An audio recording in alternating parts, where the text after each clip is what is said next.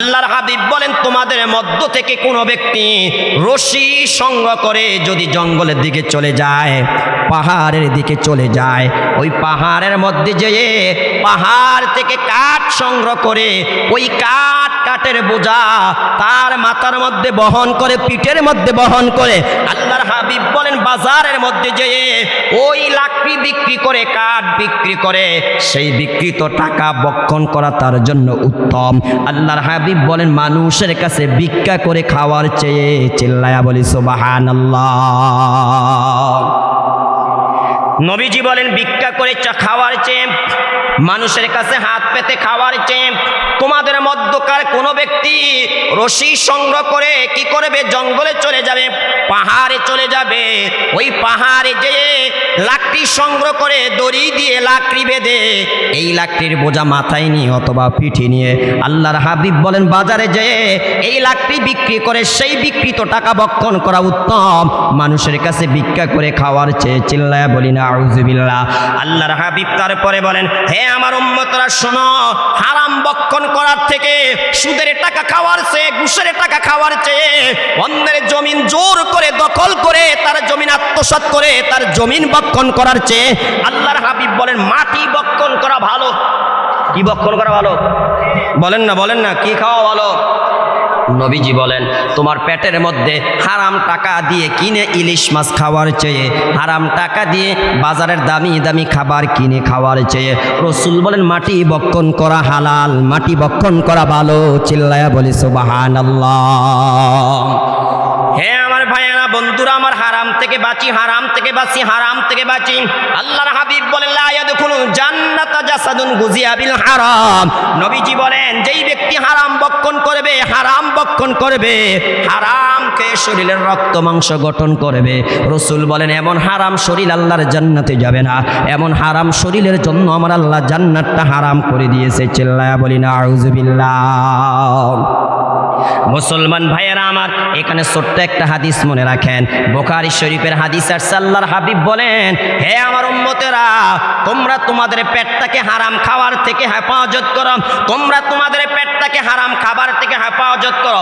বুখারী শরীফের হাদিস। আল্লাহর হাবিব বলেন ইন্তেকাল করার পরে যখন তোমাকে মাটি দেওয়া হবে, রাসূল বলেন কবরে যাওয়ার পরে প্রতিটা অঙ্গ প্রত্যঙ্গের মধ্য থেকে রাসূল বলেন সর্বপ্রথম যে অঙ্গটা পচে যাবে, যে অঙ্গটা পচে যাবে, রাসূল বলেন সে অঙ্গের নাম হলো পেট। বলেন না সে অঙ্গের নাম কি ভাইয়ারা আমার? একটু মুসলমানের আওয়াজ দিয়ে বলেন না সে অঙ্গের নাম কি ভাইয়ারা আমার? এই ভাই কথা বলেন না কেন? আমরা মরবো কিনা একটু আওয়াজ দিয়ে বলেন। কবরে যাওয়া লাগবে কিনা? আল্লাহর হাবিব বলেন ইন্তেকাল করে যখন কবরে যাইবা, কবরে যাওয়ার পরে তোমার হাত পচার আগে, তোমার পা পচার আগে, তোমার চেহারা পচার আগে রাসূল বলেন সর্বপ্রথম যে অঙ্গটা পচে যাবে সে অঙ্গের নাম হলো পেট। আল্লাহর হাবিব বলেন তাই সাবধান সাবধান, পেটের মধ্যে হারাম খাবার, পেটের মধ্যে কি ঢুকাইও না, বলেন একটু আওয়াজ দিয়ে বলেন না, পেটের মধ্যে কি ঢুকাইও না। এরে ভাই কথা বলেন না, কি ঢুকাইও না। তাহলে আজকে এই জিনিসটা জানলাম যে কবরে যাওয়ার পরে সর্বপ্রথম আমার আপনার যে অঙ্গটা পচবে সে অঙ্গের নাম কি? একটু আওয়াজ দিয়ে বলেন সবাই, সে অঙ্গের নাম কি ভাইয়েরা আমার? তাই রাসূল বলেন এই পেটটাকে হারাম থেকে কি করো, রক্ষা করো, হারাম থেকে বাঁচাও, হারাম থেকে হেফাজত করো, হারাম থেকে হেফাজত করো, হারাম থেকে হেফাজত করো। প্রয়োজনে মাটি খাও, প্রয়োজনে কাঠ সংগ্রহ করে জঙ্গলে যায়া সেই কাঠ রশি দিয়া বেঁধে বাজারে যেয়ে বিক্রি করে সেই বিক্রিত টাকা দিয়ে খানা কিনে খাও। তারপর হারাম খায়ও না, তারপর হারাম খায়ও না, তারপর হারাম খায়ও না। কেননা কবরে যাওয়ার পরে সর্বপ্রথম তোমার এই পেটটাই পচে মাটি হয়ে যাবে। ঠিক না বে ঠিক কথা বলেন ভাইয়ারা আমার, বন্ধুরা আমার, আল্লাহ তাআলা স্পষ্ট ভাষায় জানিয়ে দিচ্ছেন মিনহা খলাকনাকুম ওয়া ফিহা নুঈদুকুম ওয়া মিনহা নুখরিজুকুম তারাতান উখরা। আল্লাহ বলেন আমি তোমাদেরকে মাটির থেকে সৃষ্টি করেছি, আবার মাটির সাথে মিশিয়ে দেব, আবার এই মাটির থেকে আমি আল্লাহ তোমাদেরকে জীবিত করব। কথা ঠিক না বে ঠিক? মুসলমান ভাইয়েরা রে আমার, আল্লাহর হাবিব স্পষ্ট ভাষায় জানিয়ে দিচ্ছেন, মান নাকালা তাইয়্যিবান ওয়া আমিলা ফি সুন্নতি ওয়া আমিনান নাসু বাওয়াইকাহু দাখালাল জান্নাহ। রাসূল বলেন যে এই ব্যক্তি হালাল খাবে, 2 নম্বরে আমি রাসূলের সুন্নাত মোতাবেক আমল করবে, 3 নম্বরে মানুষকে কষ্ট দিবে না। রাসূল বলেন এই 3টা আমল যে করবে, আল্লাহর হাবিব বলেন মরার পরে জান্নাতে যেতে দেরি হবে না। চিল্লায়া বলি সুবহানাল্লাহ। কয়টা আমল বলেন? খাবে হালাল, আমল করবে রাসূলের তরিকায়, আর মানুষকে কষ্ট দিবে না, মানুষকে দুঃখ দিবে না, মানুষকে আঘাত দিবে না, মুখ দ্বারা কষ্ট দিবে না, হাত দ্বারা কষ্ট দিবে না, পা দ্বারা কষ্ট দিবে না। আল্লাহর হাবিব বলেন মরবে তো আল্লাহর জান্নাতে যাবে। ভাইয়েরা আমার, বন্ধুরা আমার, আমি যে আয়াত আপনাদের সামনে তিলাওয়াত করলাম, আল্লাহ তাআলা তাম দুনিয়ার সমস্ত মানুষদেরকে ডাক দিয়ে বলেন তোমরা হালাল ভক্ষণ করো, হালাল ভক্ষণ করো, এবং তোমাদের স্বাস্থ্যের জন্য যেটা উপকারী সেটা তোমরা কি করো? ভক্ষণ করো। হে আমার ভাইয়েরা, বন্ধুরা আমার, এখানে ছোট্ট একটা হাদিস মনোযোগ দিয়ে শুনেন। আমি আর আপনি দুনিয়াতে থাকতে টাকা কিভাবে উপার্জন করি, আবার এই টাকা উপার্জন করার পরে কোন পথে টাকা ব্যয় করি, এটার হিসাব আল্লাহর আদালতে দেওয়া লাগবে। قال رسول الله صلى الله عليه وسلم لا تزول قدم ابن آدم حتى يسأل عن 50 عن عمره فيما أفنى। হে আমার পর্দার আড়ালের মা বোনেরা, মনোযোগ দিয়ে কথাগুলো শুনেন। আমার আপনার নবী বলেন কিয়ামতের ময়দানে প্রতিটা মানুষকে 5টা প্রশ্ন করা হবে। 5টা প্রশ্নের উত্তর দেওয়া ব্যতীত আল্লাহর আদালতে সে তার কদম নাড়াইতে পারবে না। এই 2টা কদম দিশে রাখবে, একটা কদম সে নাড়াচাড়া করতে পারবে না, হরকত করতে পারবে না, সামনে যেতে পারবে না, পিছনে যেতে পারবে না, ডানে বামে কোনো দিকে তার কদম নাড়াইতে পারবে না। আল্লাহর হাবিব বলেন 1 নম্বরে প্রশ্ন করা হবে, তোমাকে 50 বছরের 60 বছর একটা জীবন দিয়েছিলাম, হায়াত দিয়েছিলাম, এই হায়াতটা তুমি কোন কাজে ব্যয় করেছ? এই হায়াতটা কোন পথে ব্যয় করেছ? আল্লাহ তাআলা প্রশ্ন করবে। এই প্রশ্নের জবাব আজকে আমার কাছে দিয়ে যাও। ও যুবক ভাইয়ারা, পর্দার আড়ালের মা বোনেরা, ওই দিন আল্লাহ তাআলা যখন আমাকে আপনাকে প্রশ্ন করবে, কোনো দুবাসী থাকবে না, কোনো পর্দা থাকবে না, সরাসরি আল্লাহ আমাকে প্রশ্ন করবে। একটু চিন্তা করে দেখেন, যেদিন আল্লাহর আদালতে আমি ডাইরেক্ট দাঁড়াবো, যেদিন আল্লাহর আদালতে আপনি ডাইরেক্ট দাঁড়াবেন, আল্লাহ তাআলা স্বয়ং নিজে আমাকে প্রশ্ন করবে, আপনাকে প্রশ্ন করবে, বান্দা তোমাকে একটা হায়াত দিয়েছিলাম, জীবন দিয়েছিলাম, এই হায়াতটা কোন পথে ব্যয় করেছ? এই হায়াতটা কি নেকির কাজ করে কাটাইছ নাকি বদির কাজ করে কাটাইছ? এই হায়াতটা দিনের পথে কাটাইছ নাকি গুনার পথে কাটাইছ? আজ আমি আল্লাহর আদালতে জবাব দিয়ে যাও। 2 নম্বরে প্রশ্ন করা হবে, ওয়াং শাবাবিহি ফিমা আফনা। আমি আল্লাহ তোমাকে একটা যৌবনকাল দিলাম, এই যৌবনকালটা কোন পথে কাটাইছ? হে আমার ভাইয়ারা, বন্ধুরা আমার, এখানে যারা মুরব্বী হয়ে বসে আসেন, এখানে যারা মুরব্বী হয়ে বসে আছেন, দাড়ি পেকে গেল, চুল পেকে গেল, শত চেষ্টা করলো আর যৌবনকালে ফিরে যেতে পারবেন না। তামাম দুনিয়ার মালিক হয়ে গেলেও, এই তামাম দুনিয়ার সমস্ত অর্থ সম্পদ যদি ব্যয় করেন, তারপরও আপনি আর যুবক হতে পারবেন না। কি বলেন, পারবেন? একটু কথা বলেন না ভাইয়ার আমার, পারবেন? চেয়ারম্যান সাহেবের দাড়ি পেকে গেছে, এখন যদি সারা জীবন চেষ্টা করি আর কি যৌবনকাল ফিরে পাবে? ভাইয়ারা আমার, এই জন্য আমার আপনার নবী বলেন ওয়াং শাবাবিহি ফিমা আফনা। আল্লাহর হাবিব বলেন কিয়ামতের ময়দানে আল্লাহ তাআলা প্রশ্ন করবে, বান্দা আমি তোমাকে একটা যৌবনকাল দিয়েছিলাম, এই যৌবনকালটা কোন কাজে ব্যয় করেছ? যৌবনকালটা কি ক্যারাম বোর্ড খেলায় শেষ করে দিয়েছ? যৌবনকালটা কি ক্রিকেট খেলায় শেষ করেছ? যৌবনকালটা কি হে আমার বান্দারা তুমি কি হাডুডু খেলায়া, ফুটবল খেলায়া শেষ করেছ, না আমার ইবাদত করে শেষ করেছ? আজ আমি আল্লাহর আদালতে জবাব দিয়ে যাও। বলেন তো এই প্রশ্ন আমার আল্লাহ আমাদেরকে করবে কি করবে না? একটু আওয়াজ দিয়ে বলেন না, করবে কি করবে না? ভাইয়ারা আমার, একটু চিন্তা করে দেখেন, আল্লাহর আদালতে কিন্তু যার দাঁড়াইতে হবে তাতে কোনো সন্দেহ নাই। আল্লাহ বলেছেন আমি তোমাদেরকে মাটির থেকে সৃষ্টি করেছি, আবার মাটির সাথে মিশাইয়া দিব, আবার এই মাটির থেকে আমি আল্লাহ পুনরায় তোমাদেরকে জীবিত করব। কথা ঠিক না ঠিক? আল্লাহ তাআলা সূরাতুল বাকারার মধ্যে বলেছেন কাইফা তাকফুরুনা বিল্লাহি ওয়া কুনতুম আমওয়াতান ফাআহইয়াকুম সুম্মা ইউমীতুকুম সুম্মা ইউহয়ীকুম সুম্মা ইলাইহি দূরে যাও। আল্লাহ বলেন, হে আমার বান্দারা বান্দিরা, তোমরা কিভাবে আমাকে অস্বীকার করো? তোমরা তো ছিলে মৃত, আমি আল্লাহ তোমাদেরকে জীবিত করেছি, আবার আমি আল্লাহ তোমাদেরকে মৃত করব, আবার আমি আল্লাহ তোমাদেরকে জীবিত করব, আবার আমি আল্লাহর কাছে তোমাদেরকে ফিরে যেতে হবে। কথা ঠিক না ঠিক? তাই প্রিয় ভাইয়েরা আমার, এই যৌবনকালটা আল্লাহর ইবাদত করে কাটাই, যৌবনকালটা আল্লাহর গোলামি করে কাটাই, যৌবনকালটা তাহাজ্জুদের নামাজ পড়ে কাটাই, যৌবনকালটা আল্লাহ তাআলার দাসত্ব করে কাটাই। যুবক ভাইয়েরা, যৌবনের তাড়নায় গুনাহ করিও না, যৌবনের তাড়নায় জিনা করিও না, যৌবনের তাড়নায় গুনার পথে হাঁটিও না, যৌবনের তাড়নায় গুনার জিনিস দেখিও না। আল্লাহর নবী বলেন, যেই যুবক তার যৌবনকালটা কি করবে? আল্লাহর ইবাদত করে কাটাইবে। ওয়াশাবুন নাশা ফি ইবাদাতিল্লাহ, যে যুবক তার যৌবনকালটা আল্লাহর ইবাদত করে কাটাইবে, কিয়ামতের দিনে, কঠিন দিনে আল্লাহ তাআলার আরশ আজিমের নিচে সেই যুবক জায়গা পাবে। চিল্লায়া বলি সুবহানাল্লাহ। তাই ভাইয়েরা আমার, বন্ধুরা আমার, দ্বিতীয় নাম্বারে প্রশ্ন করা হবে, তোমার যৌবনকালটা কোন কাজে ব্যয় করেছ? তৃতীয় নাম্বারে প্রশ্ন করা হবে, দুনিয়াতে থাকতে মাল কামাই করেছিলা, এই মাল কিভাবে কামাই করেছ? হালাল তরিকায় কামাই করেছ না হারাম তরিকায় কামাই করেছ? আজ আমি আল্লাহর আদালতে জবাব দিয়ে যাও। চতুর্থ নাম্বারে আল্লাহ প্রশ্ন করবে, বান্দা মাল কামাই করার পরে এই মাল কোন পথে ব্যয় করেছ? মসজিদ করে ব্যয় করেছ না মাদ্রাসা করে ব্যয় করেছ?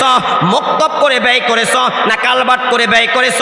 গরিব দুঃখীকে দিয়ে ব্যয় করেছ নাকি গুনার কাজে ব্যয় করেছ? সিনেমা হল তৈরি করে ব্যয় করেছ? টিভি কিনে ব্যয় করেছ? আজ আমি আল্লাহর আদালতে জবাব দিয়ে যাও। বলেন তো, জবাব দেওয়া লাগবে কি লাগবে না ভাইয়ারা আমার? মাল কামাই করেছ কিভাবে, সেটারও জবাব দিয়ে যাও। আবার মাল কামাই করার পরে এই মাল কোন পথে ব্যয় করেছ? ও যুবক ভাইয়ারা, প্রতি মাসে 500 থেকে 1000 টাকার এমবি কিনে তুমি নগ্ন ছবি দেখো, এমবি কিনে তুমি হোয়াটসঅ্যাপের মধ্যে মেসেঞ্জারে বেগানা নারীর সাথে, বেগানা মেয়ের সাথে সারা রাত্র সেট করো। বলো তো, আল্লাহর আদালতে এই যে টাকা খরচ করে এমবি কিনে গুনাহ করেছ, আল্লাহর আদালতে জবাব দেওয়া লাগবে কি লাগবে না? কি কথা বলেন না জি? এখন হ্যাঁ, কথা বলেন না, লাগবে না? প্রতি মাসে 500 থেকে 1000 টাকার এমবি কিনে এই যে ইন্টারনেটে, ফেসবুকে, মেসেঞ্জারে, হোয়াটসঅ্যাপে, ইমোতে বেগানা নারীর সাথে রাত দিন 24টা ঘন্টা যে তুমি সেট করতেছ, অশ্লীল লেখা, অশ্লীল ছবি, অশ্লীল মেসেজ তুমি যে দিতেছ, আমি তোমার কাছে জানতে চাই, আল্লাহর আদালতে কিয়ামতের ময়দানে জবাবদিহি করা লাগবে কি লাগবে না? এই হাত কিয়ামতের ময়দানে কথা বলবে, আল-ইয়াওমা নাখতিমু আলা আফওয়াহিহিম ওয়া তুকাল্লিমুনা আইদিহিম ওয়া তাশহাদু আরজুলুহুম বিমা কানু ইয়াকসিবুন। আল্লাহ বলেন, সেদিন মুখের মধ্যে মোহর লাগিয়ে দেব, মুখ বন্ধ করে দেব, মুখ দ্বারা কথা বলতে পারবে না। সেদিন তোমার হাত কথা বলবে। এই আঙ্গুল দিয়া ফেসবুকে কাকে অশ্লীল ছবি দিয়েছিলা? এই আঙ্গুল দিয়া কোন রং নাম্বারে ফোন দিয়া কোন বেগানা নারীর সাথে রাতের পরে রাত, ঘন্টার পর ঘন্টা কথা বলেছিলা? সেই কান কথা বলবে, সেই চোখ কথা বলবে, সে হাত কথা বলবে, সেই চামড়া কথা বলবে। ঠিক না বে ঠিক? কথা বলেন। বিশ্বাস হয় না? কথা বলেন না, বিশ্বাস হয় না? হ্যাঁ, ওয়া তাশহাদু আরজুলুহুম বিমা কানু ইয়াকসিবুন। তোমার পা কথা বলবে, তোমার পা কথা বলবে, তোমার পা কথা বলবে। এই পাও দিয়ে হেঁটে হেঁটে কোথায় গিয়েছিলা? কার সাথে দেখা করতে গিয়েছিলা? কোন বটতলার মধ্যে, কোন হোটেলের মধ্যে, কোন রেস্টুরেন্টের মধ্যে, মাদায়া বাজারের কোন সিপার মধ্যে, কোন গল্লির মধ্যে, কোথায় কার সাথে দেখা করেছিলা? কোন জায়গায়, কোন পার্কে, কোন গাছতলে, কোন বটতলায়? আল্লাহর আদালতে এই পাও সেদিন সব বলে দিবে। কথা ঠিক না বে ঠিক? কথা বলেন। এমন মানুষ আমাদের সমাজে নাই। হ্যাঁ, কথা বলেন না কেন? নাই কি রে ভাই? কথা বলেন না, নাই? হ্যাঁ,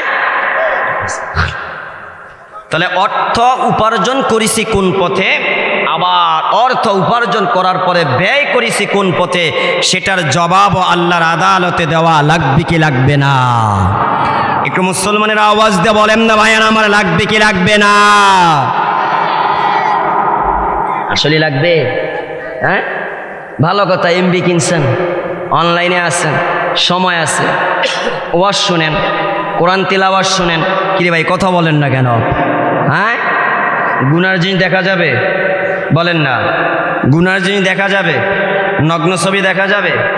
হ্যাঁ, এখন তো সব জায়গায় গুনাহ, টিকটকে গুনাহ, ফেসবুকে গুনাহ, ইউটিউবে গুনাহ, মেসেঞ্জারে গুনাহ, ইমোতে গুনাহ, এরপরে টুইটার সেখানেও গুনাহ, সব জায়গায় গুনার গুনাহ, গুনার সব জায়গায় গুনার গুনাহ। কি বলেন, গুনাহ কিনা ভাইয়ারা আমার? এই যে আমি আমার কষ্টার্জিত টাকা দিয়ে এমবি কিনে গুনাহ দেখলাম, গুনার জিনিস দেখলাম, এটার জন্য আল্লাহর কাছে জবাব দেওয়া লাগবে কিনা বলেন? হ্যাঁ, হিসাব করে কবরে যায়েন, হিসাব করে কবরে যায়েন, হিসাব করে কবরে যায়েন। ওমরে ফারুক রাদিয়াল্লাহু তাআলা আনহু এটাই বলেছেন, হাসিবু কবলান তুহাসাবু। হ্যাঁ জগতের মানুষরা শোনো, আল্লাহর আদালতে হিসাব দেওয়ার আগে দুনিয়াতে থাকতে নিজের হিসাবটা নিজে মিলিয়ে নাও। ঠিক না বে ঠিক কথা বলেন? হিসাব মিলিয়ে যায়েন, হিসাব না মিলিয়ে যায়েন না ভাইয়ারা আমার। উপায় থাকবে না কবরে গেলে, উপায় থাকবে না। গুনাহ ছাড়েন, গুনাহ ছাড়েন, গুনার পরিবেশ ছাড়েন, গুনার জায়গা ছাড়েন, গুনাহগার বন্ধুর সঙ্গ ত্যাগ করেন। রাজি আছেন ইনশাআল্লাহ? কি ভাই কথা বলেন না কেন? রাজি আছে কিনা ভাইয়ারা আমার, বন্ধুরা আমার? এক নম্বরে আল্লাহ তাআলা প্রশ্ন করবেন, তুমি তোমার জীবনটা কোন কাজে ব্যয় করেছো, আজকে জবাব দিয়ে যাও। দুই নম্বরে প্রশ্ন করবেন, যৌবনকালটা কোন কাজে ব্যয় করেছো, আজকে জবাব দিয়ে যাও। তিন নম্বরে প্রশ্ন করবেন, তুমি তোমার মাল কিভাবে উপার্জন করেছো, জবাব দিয়ে যাও। চার নম্বরে প্রশ্ন করবেন, মাল উপার্জন করার পরে কোন পথে ব্যয় করেছো, জবাব দিয়ে যাও। পাঁচ নম্বরে প্রশ্ন করবে, বান্দা যেই পরিমাণ জানতে পেরেছো সেই পরিমাণ মানছো কিনা, আমল করছো কিনা, আজ আমি আল্লাহর আদালতে জবাব দিয়ে যাও। আল্লাহর নবী বলেন, এই পাঁচটা প্রশ্নের জবাব দেওয়া ব্যতীত একটা মানুষ নড়াচড়া করতে পারবে না। চিল্লায়া বলি সুবহানাল্লাহ। হ্যাঁ আমার ভাইয়ারা, বন্ধুরা আমার, আমরা অনেকে আছি দেখবেন টাকা কামাই করিও হারাম ভাবে, আবার ব্যয়ও করি হারাম ভাবে। আছে না কিনা এই কথা বলেন? এখানে ছোট্ট একটা কথা মনে রাখেন, হারাম টাকা দিয়ে যত মসজিদ করবেন, যত মাদ্রাসা করবেন, যত মক্তব করবেন, যত মাহফিলে দান করবেন, আল্লাহর হাবিব বলেন এটা কোনোদিনও আল্লাহ তাআলা কবুল করবে না। সেটা আল্লাহ কোনোদিনও কি করবে না বলেন? কবুল করবে না। হ্যাঁ আমার ভাইয়ারা, বন্ধুরা আমার, হাদিস শরীফের মধ্যে আসছে, আমর বিন শুআইব রাদিয়াল্লাহু তাআলা আনহু বলেন, আন্না রাজুলান আতান নাবিয়্য সাল্লাল্লাহু আলাইহি ওয়াসাল্লাম, নবীজির নিকটে একজন সাহাবী আসলেন, এসে বলতে লাগলেন, ইন্নালি মালান ওয়া ওয়ালাদাম, নবীজি আমার মাল আছে, আমার সন্তানাদিও রয়েছে। তারপরে সাহাবী বললেন, ওয়া ইন্না ওয়ালিদি ইয়াহতাজু ইলা মালি, নবীজি আমার মা বাবাও আছে, আমার মা বাবা আমার সম্পদের মুখাফেকি। তিনটা কথা বলছে, একটু শুনেন মনোযোগ দিয়া। সাহাবী নবীর কাছে আসলেন, এসে বললেন, নবীজি আমার মাল আছে, আমার সন্তান আছে, আমার মা বাবা আছে, আমার মা বাবার এখন ইনকাম নাই, মা বাবা এখন দুর্বল হয়ে গেছে, কামাই করতে পারে না, মা বাবা আমার সম্পদের মুহতাজ, আমার টাকা পয়সার মুহতাজ। বলেন এমন বিদ্যা মা বাবা আমাদের সমাজে আছে নাকি নাই? আল্লাহর হাবিব তখন জবাব দিলেন, আনতা ওয়া মালুকা লিওয়ালিদিকা। আল্লাহর হাবিব বললেন, শোনো শোনো, তোমার মাল, তোমার মা বাবা, তোমার ওই, চিল্লায়া বলি সুবহানাল্লাহ। হে আমার সাহাবী শোনো, আল্লাহর হাবিব বলেন, আনতা ওয়া মালুকা লিওয়ালিদিকা। রাসূল বলেন, তুমি এবং তোমার মাল তোমার মা বাবার জন্য, বলি সুবহানাল্লাহ। হে আমার ভাইয়ারা, বন্ধুরা আমার, আজকে আমাদের সমাজে দেখবেন বহু সন্তান আছে, টাকার অভাব নাই, পয়সার অভাব নাই, দান করতে কম করে না, কিন্তু মা বাবার খবরে নেয় না, মা বাবার পাশে দাঁড়ায় নাই, মা বাবা অসুস্থ হলে চিকিৎসা করায় নাই, মা বাবা না খেয়ে আছে, মা বাবার খানা দেয় না, মা বাবার পোশাকের প্রয়োজন, পোশাক দেয় নাই। বলেন তো এমন সন্তান আমাদের সমাজে আছে নাকি নাই ভাইয়ারা আমার? হ্যাঁ আমার ভাইয়ারা, আজ কথাগুলো মনোযোগ দিয়ে শুনবেন। আল্লাহর হাবিব বলেন, এমন তিনটা আমল আছে, যেই তিনটা আমল করলে তোমাদের জীবনের কোনো ইবাদত কবুল হবে না, তোমাদের জীবনের কোনো নেক আমল আল্লাহ কবুল করবে না। আল্লাহর হাবিব বলেন, এক নম্বরে যেই ব্যক্তি নেক আমল করে সাথে সাথে শিরিকও করে, আল্লাহর হাবিব বলেন যেই ব্যক্তি নেক আমল করে আবার শিরিকও করে, রাসূল বলেন শিরিক করা অবস্থায় যতই নেক আমল করবে তার এই নেক আমল কোনো কাজে আসবে না। রাসূল দুই নম্বরে বলেন যেই ব্যক্তি নেক আমল করে কিন্তু মা বাবার অবাধ্য হয়, মা বাবার মনে কষ্ট দেয়, নামাজ পড়ে, রোজা রাখে, হজ করে, উমরা করে, যাকাত দেয়, দান সদাকা করে, কিন্তু অপরের দিকে মা বাবার মনে কষ্ট দেয়, মা বাবার মনে আঘাত দেয়, আল্লাহর হাবিব বলেন এই সন্তান যত ইবাদত করবে তার ইবাদত আল্লাহ কবুল করবে না। তিন নম্বরে আল্লাহর হাবিব বলেন যেই ব্যক্তি জিহাদের ময়দান থেকে পলায়ন করে সে যতই নেক আমল করবে, যতই নেক আমল করবে, ভালো কাজ করবে, আল্লাহ তাআলা তার নেক আমল কবুল করবে না। চিল্লায়া বলি নাউযুবিল্লাহ।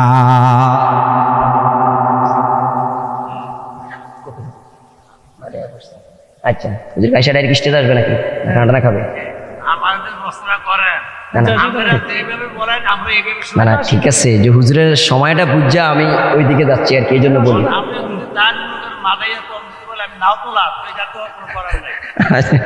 আচ্ছা আচ্ছা ঠিক আছে।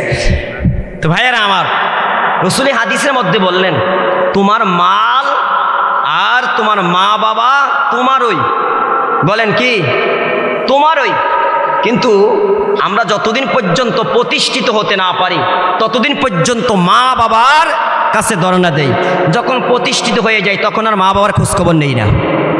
কি ভাই কথা বলেন না কেন?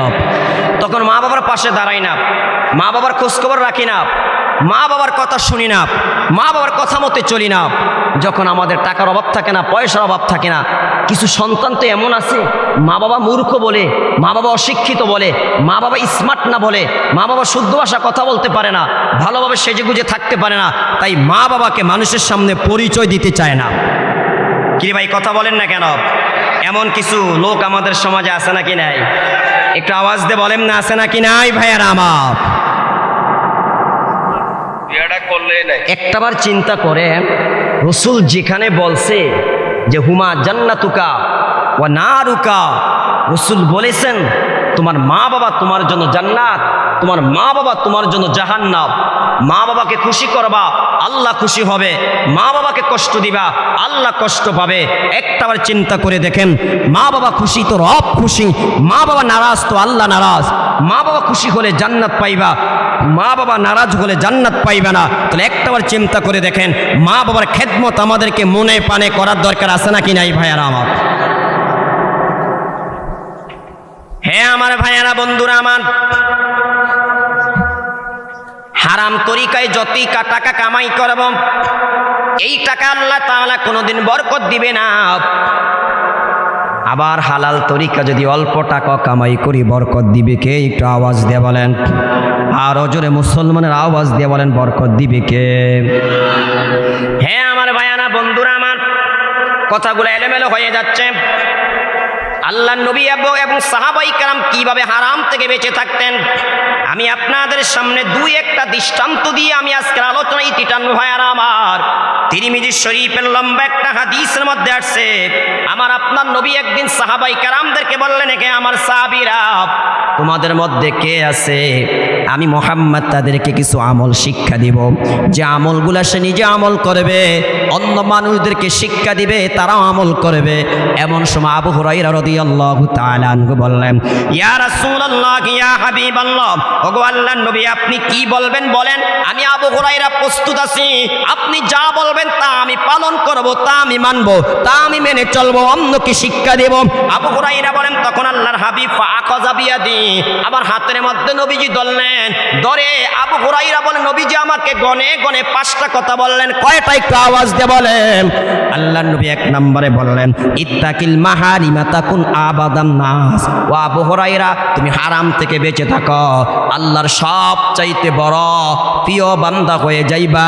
চিল্লায়া বলি সুবহানাল্লাহ। আল্লাহর নবী এক নম্বরে আবু হুরায়রাকে বললেন, হে আবু হুরায়রা তুমি হারাম থেকে বেঁচে থাকো, হারাম থেকে বেঁচে থাকো, হারাম থেকে বেঁচে থাকো। হাতকে হারাম থেকে বাঁচাও, চোখকে হারাম থেকে বাঁচাও, কানকে হারাম থেকে বাঁচাও, মুখকে হারাম থেকে বাঁচাও, পেটকে হারাম থেকে বাঁচাও, পাওকে হারাম থেকে বাঁচাও।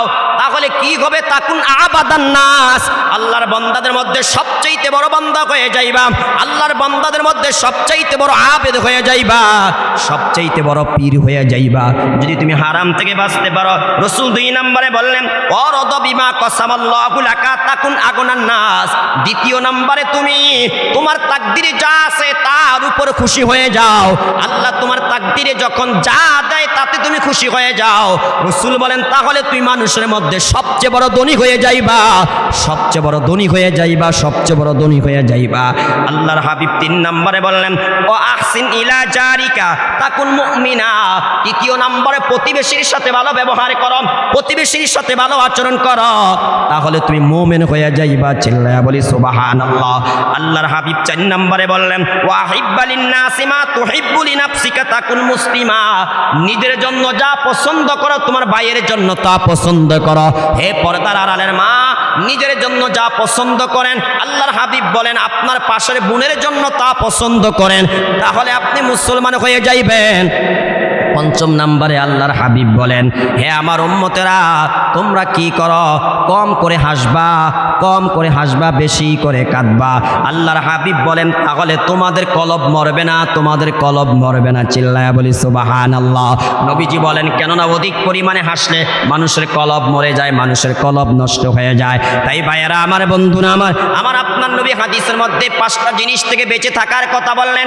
1 নম্বরে হারাম থেকে বাঁচার কথা বললেন। আমরা কি রাজি আছি হারাম থেকে বেঁচে থাকতে? ভাইয়েরা আমার, এই চোখ দ্বারা কোনোদিন হারাম বস্তু দেখবো না, হাত দ্বারা হারাম কাজ করবো না, মুখ দ্বারা হারাম কথা বলবো না, পাও দ্বারা হারাম পথে হাঁটবো না, মুখ দ্বারা হারাম বস্তু খাইবো না। রাজি আছি কিনা ভাইয়েরা আমার?